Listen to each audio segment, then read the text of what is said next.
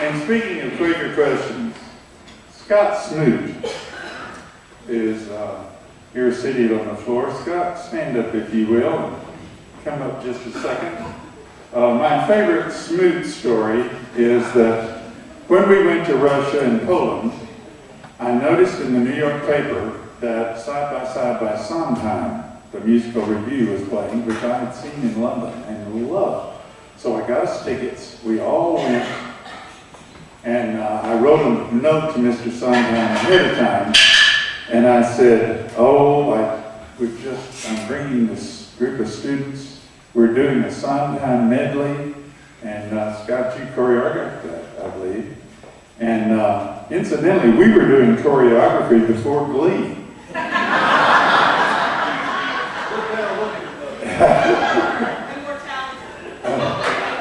Anyway, so I said, if you could just say hello to the group, it would just thrill us to death. So he wrote the nicest note back and said, bring them down to the front rows of the theater after the show, and if I can give you maybe 5 minutes. So he came out, and he sat down on the edge of the stage and told me to sit down there beside him, and here were the 3 rows of our ensemble right in front of him. And he said, he made a statement or two, and then he said, any questions? So Scott, who has been an advocate of Sondheim for years, started asking questions.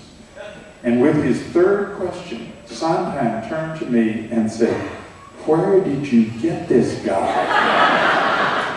Said he asks better questions than the New York Times. And so anyway, Scott started writing him as a result of this. And they are friends to this day. And I just will always remember that, Smoot. You killed us all with those questions you had that time. But I asked Scott if he would just say a word about some of his favorite memory of ensemble. Thank you. I thought of lots of things that I wanted to say, and I thought I would review what I had written on my website a few years ago, and realized that I couldn't say it any better myself than what I had said some years ago. So if you are one of the 7 people who have ever read my website, I apologize. Frank taught me in chorale at Westminster Schools from 73 to 77, but he has remained my mentor to the present day. If my deepest ambition is to write sacred music that communicates mystery and the grandeur of God, that I learned to love through Mr. Boggs. Throughout my adult life, I've spent almost every Wednesday night in choir rehearsal,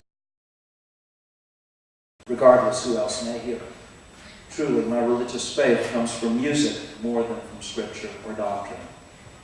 If I love musical theater, not just Broadway, but opera too, that comes from Mr. Boggs. He directed me in Oklahoma at Little Mary Sunshine, and he has fed my interest in Sondheim with articles and programs since 1975. He stretched me by giving me the responsibility to direct that suite of Sondheim songs in the spring concert in '77, and my first song was a lyric that he set to music for me. Singing is not the only thing that happened in choir rehearsals. Mr. Boggs exposed us to music in cartoons, reviews of theatrical productions, memories of performers, and discussions of religious meanings behind the music. He once asked us, why did Vivaldi set the happy words, peace on earth, goodwill to men, in a minor key? I'd never thought to ask why any artist ever does anything, and now it's what I always do. At 15, I liked performances that were loud and fast and flashy, with some growls and maybe some screaming thrown in. And then I saw him in concert. I and my fellow members of the Westminster Ensemble had performed some numbers in a church in Tennessee, and we were pretty proud of ourselves. He told us that he would be singing a few numbers. But we realized later he'd been kind. We were the warm-up act.